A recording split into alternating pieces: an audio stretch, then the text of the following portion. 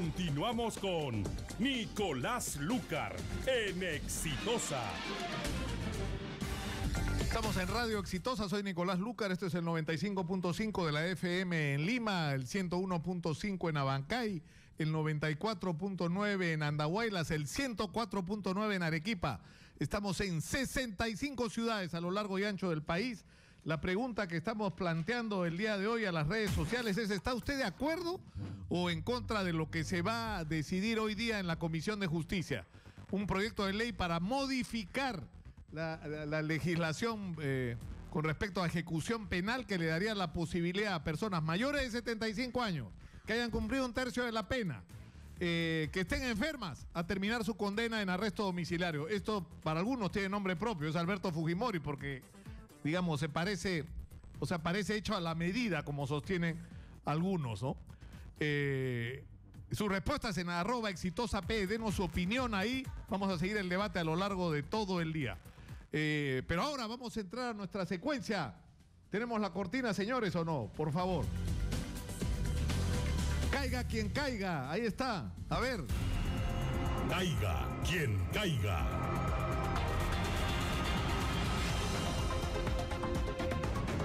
Hemos creado esta secuencia para mantener los reflectores encendidos alrededor de este escandaloso caso de corrupción que atraviesa transversalmente la vida nacional, porque afecta no solamente a políticos en todos los niveles del gobierno central, de los gobiernos regionales y locales, sino que atraviesa también el mundo empresarial, el sistema de justicia, la Policía Nacional e incluso el mundo de la publicidad y el periodismo. El escandaloso caso que se ha llamado desde Brasil Lava Jato. Y está con nosotros el abogado Giovanni Rocío. Buenos días, Giovanni, muchas gracias por estar con nosotros. Un placer estar contigo, como siempre. El primer problema sobre el que hay que llamar la atención, digamos, es que está habiendo como una especie de efecto colateral con esta crisis y con los procesos que recién se inician, que es la paralización de las obras, ¿no es cierto? Uno va por todos lados y está parado, ¿qué cosa? El proyecto del Derby, están paradas las obras de rutas de Lima. Correcto. Sí. Lo que nosotros tenemos que entender es que quien ejecutaba la obra en sí no era la empresa Odebrecht, sino eran las diversas contratistas que estaban alrededor de Odebrecht. Contratistas desde muy pequeñas, o sea, microempresas, ¿no? Y uno que otro supervisor que a través de determinado detalle establecía cómo se tenían que hacer las obras. Estos han abandonado, ¿no? Han abandonado ya las obras porque ya vieron de que se vienen los embargos, o ya han habido algunos embargos, y de que al final no les van a pagar el trabajo. Entonces, el Estado no está actuando de una manera inteligente, en lo absoluto. Claro, porque por ejemplo, Hugo Alache, que eres el representante de parte de las empresas contratistas, porque acá, por ejemplo, en el caso de Rutas de Lima es increíble, ¿no? Porque Rutas de Lima, la concesión la gana Odebrecht Internacional, o Norberto Odebrecht, asociado a Brookfield, que era un fondo de inversión canadiense, que dicho sea paso, se ha descubierto luego que también era propiedad de Odebrecht. O sea, era Odebrecht asociado con Odebrecht, que además graciosamente contrata a Odebrecht Ingenieros, que también es de Odebrecht. O sea, Odebrecht se asocia con Odebrecht y contrata a Odebrecht. Pero ¿quién hace la obra? Los contratistas, como en el caso del señor Hugo Alache. Hace 4 meses que no le pagan. Está todo parado y hay 35.000 trabajadores pagando pato en este momento. Estamos hablando de 600 empresas que han contratado con Odebrecht. Entre estudios de abogados, entre los cuales, por suerte, mi estudio jamás facturó ninguna factura a ninguna, y eso tengo que agradecerle a un profesor catedrático mío y que fue presidente del Poder Judicial, que me dijo hace 8 años: jamás contrates con una empresa brasileña. Jamás. Hace 8 años. O sea, como que ya la veía venir. De la que te salvó. Ha sido presidente del Poder Judicial y es un gran amigo, y desde acá todos mis respetos, ¿no? La verdad que son 600 empresas proveedoras que, al ver estos embargos que no se están haciendo de una manera inteligente, como se están haciendo en otros países. O sea, lo escuchaba el general Donaire y establecía de que habían 3.000 posibilidades de hospedar en los Panamericanos. Efectivamente.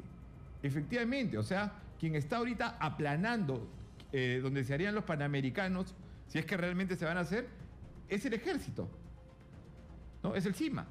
Entonces, hoy por hoy nosotros lo único que hemos hecho es decir, claro, vamos contra Odebrecht, vamos a atacarlo, efectivamente, hay 29 millones que se dijeron que en suma y resta, como te decía, en estos momentos no da, porque pues, 20 para claro, Toledo, porque esa fue la primera información que salió. Odebrecht ha pagado 29 millones de dólares en coimas en el Perú. No es verdad.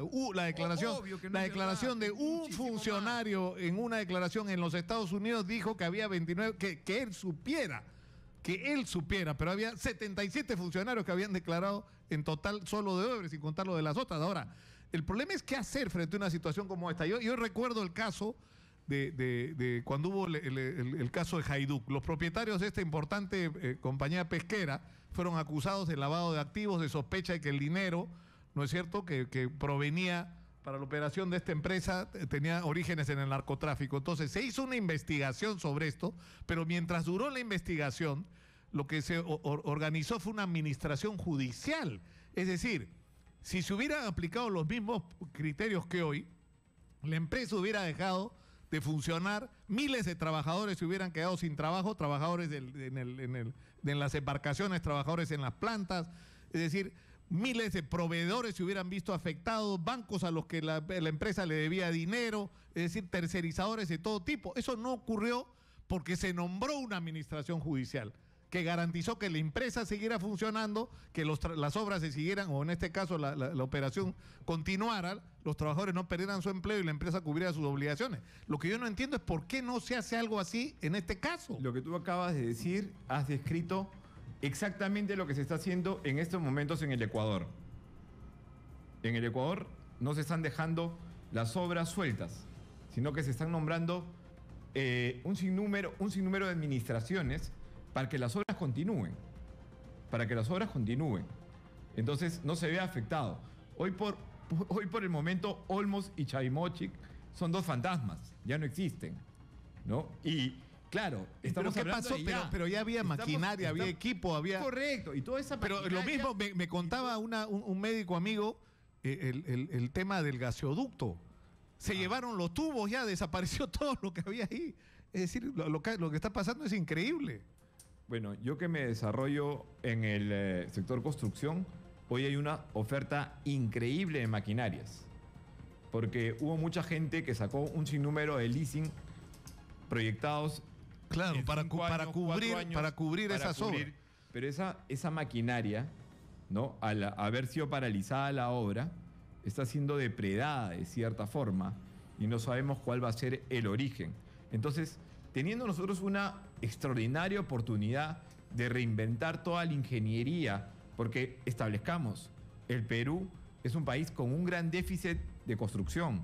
O sea, nosotros tenemos cerca de 90.000 millones de dólares que no se han ejecutado y que deberían ser ejecutados. O sea, estamos hablando de 3 PBI, estamos hablando de 20 años en los cuales para poder llegar. Entonces, a eso le estamos sumando que hoy por hoy estamos parando, sin duda alguna, un sinnúmero de obras. Y los están viviendo. O sea, no solamente lo están viviendo los trabajadores... Pero legalmente, ¿cuál es la cadena que debería ocurrir? Porque, por ejemplo, se ha discutido mucho sobre el caso, por citar uno, es decir, estamos hablando, por ejemplo, de lo de Alejandro Toledo. Se dice, Alejandro Toledo cobró 20 millones de dólares, hay evidencias de los 30 y tantos que pidió, hay evidencias de que por lo menos 20 recibió. Y que esto los recibió del consorcio organizado alrededor de Odebrecht, pero del que hacían parte... ¿no es cierto?, para la interoceánica, 2 empresas nacionales, Graña y Montero y JJ Camet. Entonces, lo que no resulta incoherente es que estás pidiendo orden de captura internacional para Alejandro Toledo, 18 meses de prisión preventiva, y ni siquiera se ha abierto investigación con respecto a los que se supone le pagaron. Entonces, si no, yo le preguntaba el otro día a la procuradora, ¿no es cierto? Y la procuradora me decía, yo no puedo solicitar embargo con una empresa a la que ni siquiera le han abierto la investigación. O sea, ¿por qué nos está pasando esto? Totalmente de acuerdo. Y ahí quiero citar un poco al conflicto que está habiendo de competencia, ¿no? Al conflicto que está habiendo en estos momentos de competencia sobre quién tiene que ver estos procesos. Si bien es cierto, el fiscal Hamilton Castro está haciendo un excelente trabajo y lo debo reconocer, ¿no? Y también el fiscal de la Nación, pero esto va al Poder Judicial. Y en el Poder Judicial, hoy por hoy, hay el sistema anticorrupción. No soy penalista, ¿no?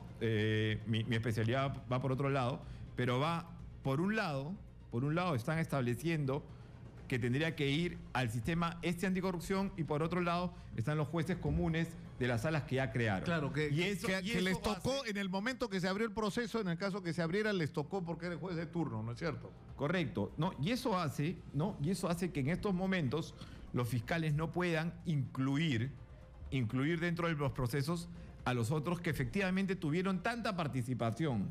Porque no hay que hacernos... Claro, hay la pregunta... Hay empresas que estuvieron consorciadas y que saben perfectamente lo que ocurrió ahí. Bueno, Barata, cuando le han preguntado expresamente a Barata sobre el tema de los pagos de la Interoceánica, Alejandro Toledo no solamente ha dicho que sus consorciados conocían, sino que participaron en el pago, aunque no recordaban los detalles de cómo se había procesado este pago. Nicolás, tú como yo sabemos perfectamente cómo nos audita la SUNAT y cómo tenemos que estar al día en cada uno de nuestros pagos. ¿Tú crees que a la magnitud de esas empresas, ese dinero que salía de una u otra forma, uno lo podía obviar? ¿Del tamaño del monto que significaba eso? O sea, por ahí se tiene que comenzar a empezar. Por ahí tienen que empezar. Ahora, el tema es cómo haces tú para garantizar una protección de estos activos. Es decir, esto es un proceso donde la Fiscalía abre investigación y a partir de eso la Procuraduría puede solicitar medidas preventivas, el propio fiscal también hacerlo y recién ahí ocurre la intervención del juez. Pero porque lo que está pasando es que están vendiendo activos, ¿no es cierto? A mí me da mucha risa porque en el año 2008-2009 hicieron una ley para salvar a dos instituciones, ¿no? Con nombre propio, para salvar a dos instituciones de que no quiebren y fluyan, porque era excesivamente necesario para el sistema. Y hablo de la U y la Alianza, y se crearon las administraciones temporales, que lo único que han hecho son incrementar las deudas. Pero en fin, no se ha resuelto nada. Pero continuaron funcionando.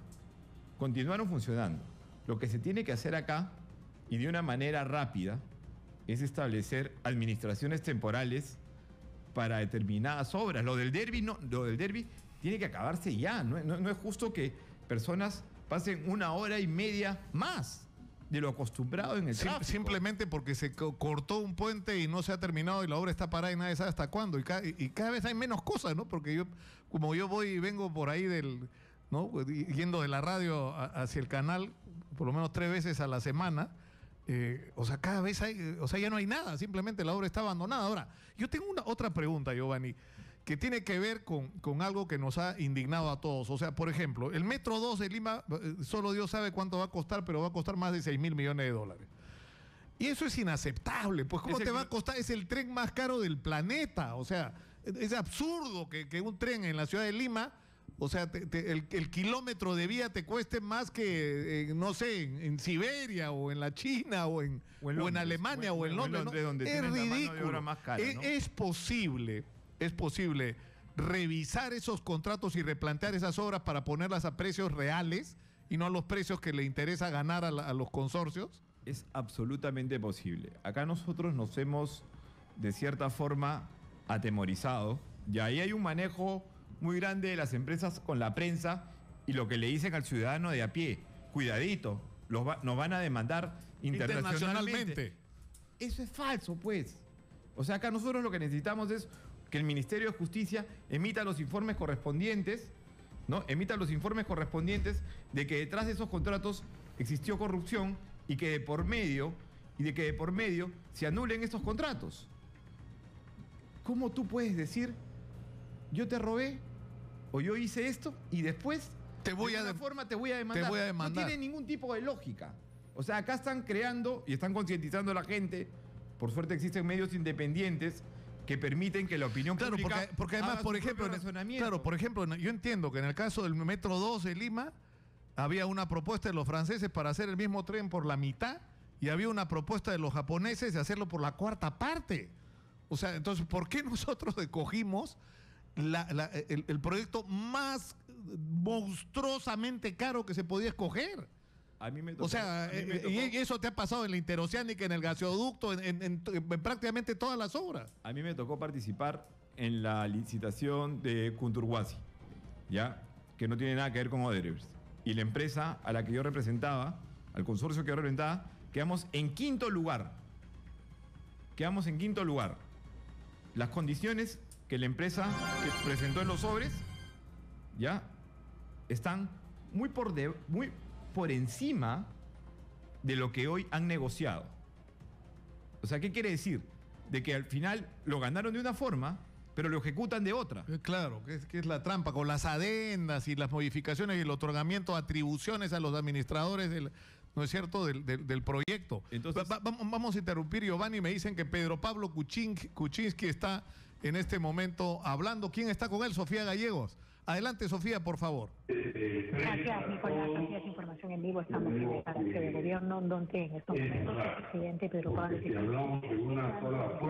sobre los acuerdos alcanzados en este cuarto ejecutivo. Vamos a impulse la elección. Hay mucha discusión ahora si vamos a crecer al 3, 4, 3, 8, 2, 9, 5, no sé qué.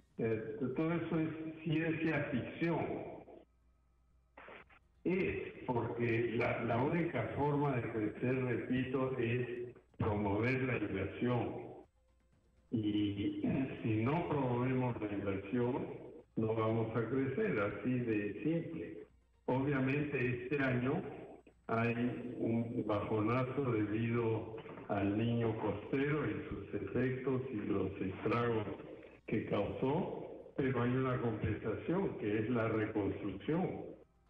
Y la reconstrucción está empezando poco a poco. Hay muchas carreteras que se han abierto, nuevos puentes, puentes Bailey, todo eso se está haciendo. Y vamos a invertir en la reconstrucción unos más o menos 6.000 millones de soles en los próximos 3 años. Pero obviamente lo más importante es ahora, lo que se puede hacer en los próximos 6 meses, en el próximo año.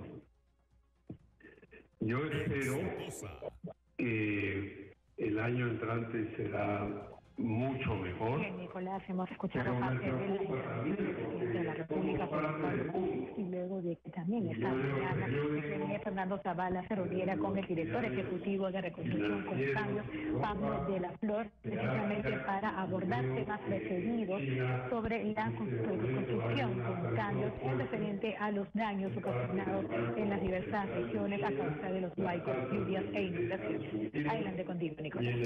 Muchas gracias, Sofía. Hay una noticia de último minuto, es una mala noticia. Acaba de fallecer el doctor Fernando Maestre, un distinguido psicólogo, un hombre que no solamente tuvo una brillante trayectoria de ejercicio profesional en la consulta privada, sino que además cumplió un papel muy importante en poner en el centro de la atención de los peruanos el tema de la salud mental, la necesidad de poner sobre el tapete no solo los problemas de la salud física, sino de la situación del espíritu, de las mentes de los peruanos con su programa Era Tabú, que tuvo un enorme éxito. No sé si se acuerda, Rómulo, ¿cuántos años estuvo? 20 años ha estado Fernando, ¿no?